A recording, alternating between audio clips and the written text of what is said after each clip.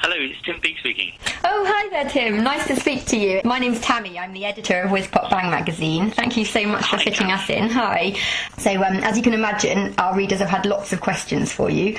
We all watched your launch. What did it feel like taking off in a rocket? What did it feel like?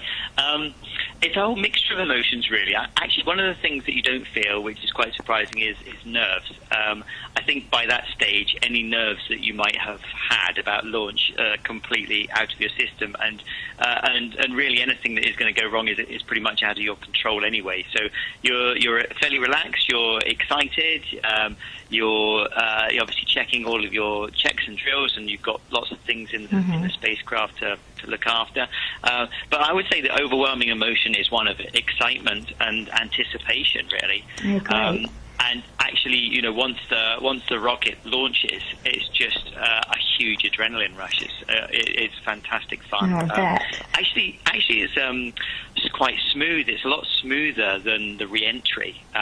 You build up acceleration. You get to about 4 times your body weight, 4 Gs of acceleration. Makes it hard to breathe. But it's not steady because you go off in stages. We have the first stage boosters, then the second stage, then the third stage. And as the fuel's burning off, of course, it's getting faster and faster. So the acceleration actually builds gradually. It doesn't kind of go wham, 4G. Okay. It's a slow acceleration at first, and then it gets faster and faster and faster. And then when the boosters fall off, that acceleration stops, and then the second stage builds up again, faster, faster, faster, and the same with the third stage. And halfway through it, of course, you get to see space because the nose fairing disappears. Once you've left the atmosphere, the nose fairing disappears and you just see the blackness of space out the windows. That must be amazing. Which is incredible to see that approaching. And do your ears pop? One of our readers wanted to know if your ears pop like they do on a plane. Yeah, a lot of people do, but actually we're very lucky in a spacecraft. We maintain the same pressure as we have on Earth. We don't, like in an aircraft when you take off, they actually reduce the cabin pressure to about 7,000 feet altitude, and that's because it means that you don't have to make aircraft so strong. You can, if they don't have to withstand so much pressure, you can make them lighter by not making them so strong. But a spacecraft, we build them pretty tough, and we certainly build them tough enough to withstand 1 atmosphere. So there's no need for us to change the pressure inside the spacecraft. So no popping ears. Don't pop. No popping ears. No. Great. And how long did it take to actually get into space? So when does it just suddenly turn dark? Well, the whole rocket ride lasts 8 minutes 48 seconds, and for the first 4 minutes or so, you've got the nose fairing, as I was saying, kind of that's protecting the rocket as you're going through the Earth's atmosphere. It's like a fighter jet going fast. There's a lot of heat that's being built up by interacting with air, and so you need something to protect the spacecraft against the atmosphere and anything. I mean, any tiny particles in the atmosphere that might hit you as well. So the nose fairing does that job. Once you've got to about 80 kilometers altitude, there's absolutely no need to have a nose fairing. You're pretty much in space. I mean, space is officially 100 kilometers. So at about 80 kilometers, we get rid of the nose fairing, and that's when we see space. So we get into space. I think 100 kilometers is about 5 minutes it takes to actually get officially into space. Oh, wow! And to the actual space station, how long is that? So the space station takes us another 6 hours once we've got into orbit, and that's pretty fast. Most crews used to spend 2.5 days rendezvousing with the space station. We can now do it in 6 hours. That's the fastest we've done it. And that's how we did it. It means that as soon as you're in orbit, we get injected into an orbit about 220 kilometers, and the space station's up at 400 kilometers. So we need to do more engine burns. So we're not just kind of sitting there in space, just floating around. We actually have to do a number of different engine burns to rendezvous with the space station, and that whole process takes about 6 hours. Okay. And you look very squished in the capsule. Presumably you have to stay put for the whole journey. One of our readers was wondering what happens if you need the loo during that time. Yeah, so if you're on a 6-hour one, like me, there's advantages and disadvantages. The 6-hour rendezvous means that, okay, you've only got to spend 6 hours in the spacecraft, not 2.5 days. But the disadvantage is that you don't have time to leave your seat. So you are squished. You are, imagine you've been in that spacecraft for about 2.5 hours before launch. Then you've got 6 hours of rendezvous. Then you've got another 2 hours before the hatch opens. So it's a lot of time squished up in a almost a fetal sitting position. But if you need to go to the loo, we wear diapers. We just wear adult nappies. Okay. We have a habitation module above our capsule where we're sitting. You could go and use a small loo in there if you really, really had to. But generally speaking, for launch and re-entry, we just wear adult nappies. Okay. Didn't have to use them, but it's nice to have it in case you need it. And so once you were there, what did microgravity feel like? Lots of our readers were interested in this, what it actually felt like to be weightless. Well, firstly, it's a lot of fun. It's a huge amount of fun, and it feels it's a really nice sensation. It feels very liberating, very relaxing. Your body just every muscle is relaxed. There's no stress or strain on your body at all if you're just floating. So what's really fun is that if you just relax, your body will adopt the most natural shape that it wants to. And it's kind of like an almost half-sitting position it goes into. That's where your muscles are almost relaxed. And what's interesting is, for example, your shoulders. Here on Earth, we're just so used to our shoulders being pulled down by gravity that we think that's the normal position. But when you're in space, that's not normal for your shoulders. Your shoulders are hunched up. They rise up because there's no gravity pulling your arms down. And you adopt an almost sort of shrugged. It's like shrugging your shoulders a little bit, and that's the position that your body adapts. It takes a while to get used to that, and sometimes actually it can be a bit painful in the first 2 weeks because you end up using different muscles. You imagine using your arms in this kind of shrugged shoulder position, and so sometimes you can get a stiff neck or stiff back because of that change to your body position. But generally speaking, it's great fun. It's really relaxing. So when we last interviewed you, just before you took off, you said the thing you were really looking forward to was seeing planet Earth from space. So what was that like? What did it make you feel differently about Earth, seeing it from that distance? Oh yeah, it definitely does. I think it's impossible for anybody to go into space and look back on Earth and not sort of see things in a different way. It changed your perspective on everything.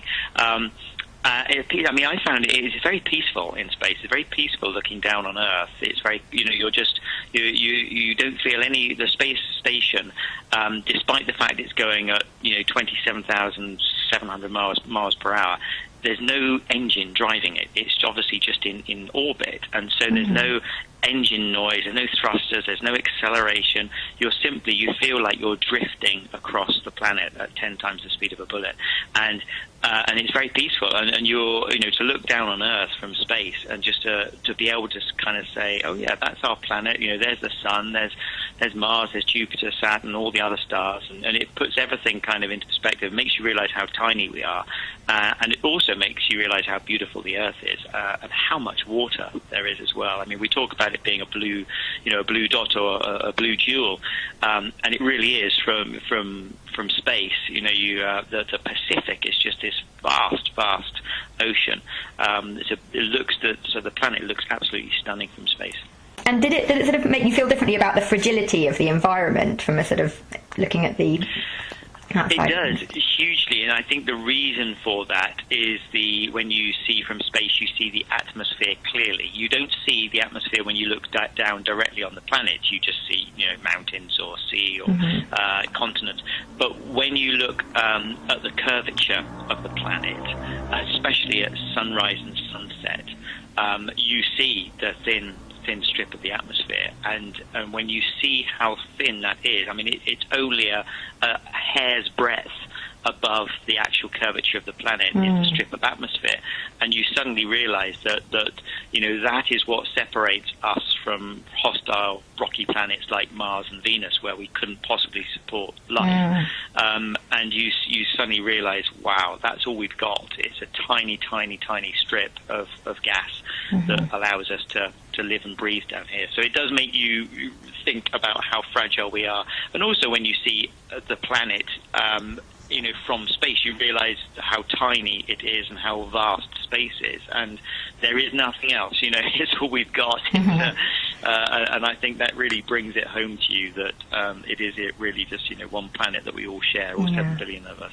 So you told us before you left that you'd let us know whether you felt scared. One of our readers asked you last time if you were going to be scared, and you said, I'll let you know. So what was your scariest moment while you were in space? Scary moments in space.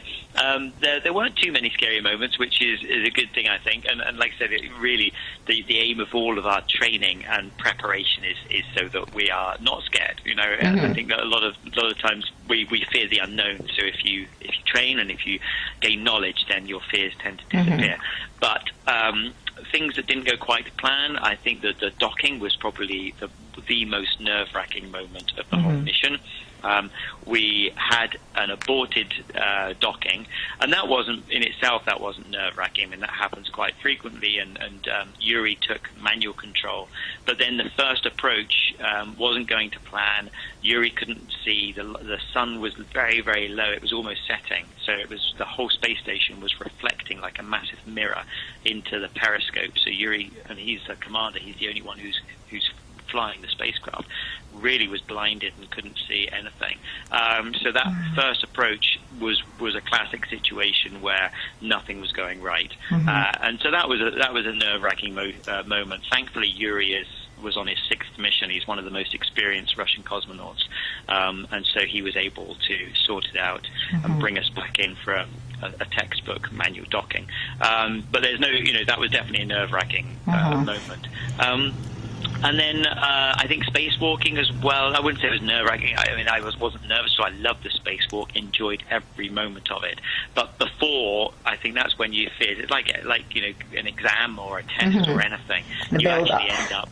The build-up's worse than doing it for real. So I would be studying my routes. I'd be looking out hatch windows, analysing handrails, where I was going to go, what I was going to do. And of course, during that time, you're apprehensive because you've never been out in space, never been in a spacesuit for real before, out in the vacuum of space. You don't know how it's going to feel. But the moment you start working, it's just business as usual, and all your training clicks in. And so that went really well. Of course, we had a little emergency at the end when Tim Cobra's helmet started filling with water. Only because as well, I was in a very tricky position at that point on the space station, in a whole nest of electrical cables, and I'd had a really tight squeeze to get into that position, and I knew that Tim, needed to get back in quickly, and he needed me to help him get back in quickly. So I knew that I had to kind of extract myself from this difficult position as quickly as possible. So once I'd done that, I was relaxed, but I was thinking to myself, this could be a struggle here. But other than that, the mission went pretty much to plan. So thankfully, not too many scary moments. Good. And the spacewalk, was it cold? Lots of our readers were interested in the temperature of space outside of the craft. Yeah, I mean, our spacesuits just do such a fantastic job. I only had to touch my temperature dial once throughout the whole spacewalk. To answer the question, it's actually it's not cold. We don't have any heaters inside our spacesuit except for glove heaters. We have small electrical heaters just to keep our fingertips warm. But other than that, our body is what's generating all the heat, and our spacesuit is doing such a good job at insulating us and keeping our body heat in. What we end up doing is we have to cool down, so we tend to be working quite hard inside the spacesuit. It's a bit like going on a constant jog. So we have this very thin garment that we wear, which has hundreds of rubber pipes, and it pipes water through, and the water cools us down. But there was only one moment when I got to the very edge of the space station, and we had about 10 minutes to wait till the sun went down. So I'd been working very hard to get out there, and then I obviously stopped doing any work and just had 10 minutes to hang out, and then I started to get cold, especially when the sun goes down. You do notice the change in temperature, although your spacesuit's working very hard to try and keep keep you at an even temperature. So you do notice it, but I mean, imagine, considering that you're going from 150 plus 150 in the sun to about minus 150 in the shade Celsius, and you don't notice it that much. So it's amazing what our spacesuit's doing, managing to regulate those temperature extremes. So in terms of coming back to Earth, one of our readers went to see your Soyuz craft in Edinburgh and wondered why it looked so black and battered. Yeah, why it looks so battered? Because it's hard getting into space and it's hard getting back from space. It takes some severe punishment. If you think the spacecraft is going 10 times the speed of a bullet, and then it starts hitting the top of Earth's atmosphere, that's going to generate some heat, and it gets up to about 1700 Celsius outside the capsule. So, I mean, if you heat most metals up, to that temperature, they're going to suffer. And many metals simply don't withstand those temperatures. Metal melts. So it has to be built of very, very, very tough material, and actually it's so hot that anything on the outside of the spacecraft that can burn just burns away, and then the heat shield takes the brunt of the punishment, but it causes plasma to form as it's coming through the atmosphere, and that's superheated plasma basically scorches the whole capsule, to the extent that halfway through the reentry, even our windows scorch over it, and we can no longer see anything outside of them. They come completely brown, blackened by the temperature. It takes an enormous amount of punishment. It's just basically it's all that energy, all the energy that we got from the rocket fuel going up into space.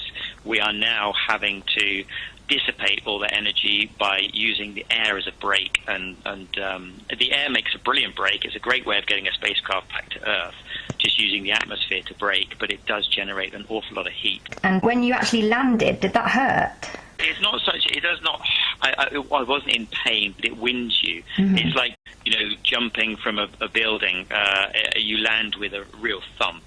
Even though you have these soft landing thrusters, they kind of help a little bit, but they don't help that much. So yeah, you do feel a little bit winded when you land. It's like a sort of minor car crash. And what was it like actually coming back to Earth, sort of coming out into the atmosphere and the gravity? How did that feel? Yeah, I mean, it feels really weird for the first, I guess actually for the first sort of 3 or 4 hours. The gravity is surprising, but it's amazing how quickly your body kind of remembers and gets back to normal.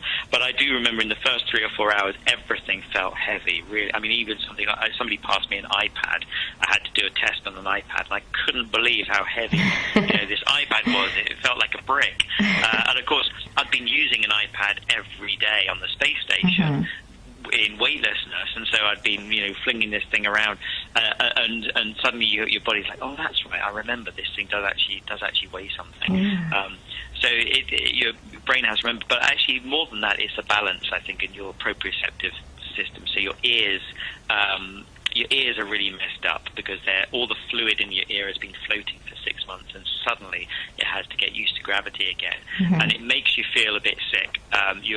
Your eyes are telling you one thing, your ears are telling you another thing, and your brain is all a bit messed up, and it can't, so it affects your balance, and it makes you feel very dizzy. If you move your head from side to side, your brain takes a while to remember the messages it's getting from your ears.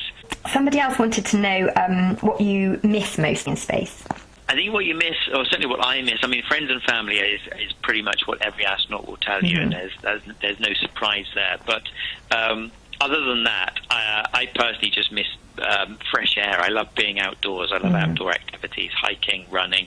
I love, I don't mind bad weather. I love running in the rain, and the space station is not unclean, and it's not unpleasant, and it doesn't smell bad, but it's just the same. It's the same temperature, same pressure, same humidity, same lighting conditions all day, every day, and just you kind of end up craving a change of scene, and just you crave a fresh breeze blowing in your face. Where would you most like to travel to in space in the future, if you could pick anywhere in space? Where would I most like to travel to in space? I think I'd most like to travel to Mars. I just think it's a hugely exciting planet. We're learning more and more about it. We've got, Curiosity rover has just discovered sulfur on the surface and other organic material on the surface of Mars. We know it once had a liquid ocean. It still has ice, water in ice form at the poles. We think it may even have briny liquid water at certain times of the year.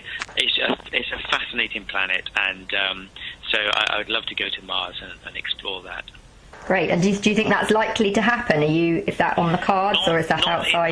Not in my career time frame, but for many of your readers, it's definitely within their lifetime. Yes, I think that we're on track for, I'd say, the mid to late 2030s. We will hopefully be seeing crewed missions to Mars.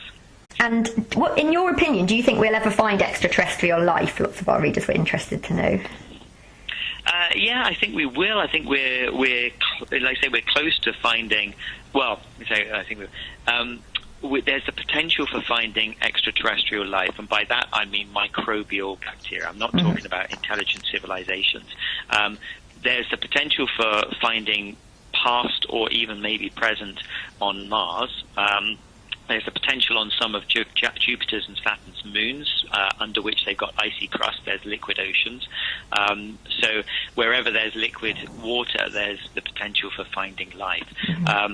So I think in terms of whether or not we'll find life on another planet, I would like to say yes, I think there's a very good chance that we will find signs of life, even within our solar system, but talking microbial sort of bacteria, single cell life forms.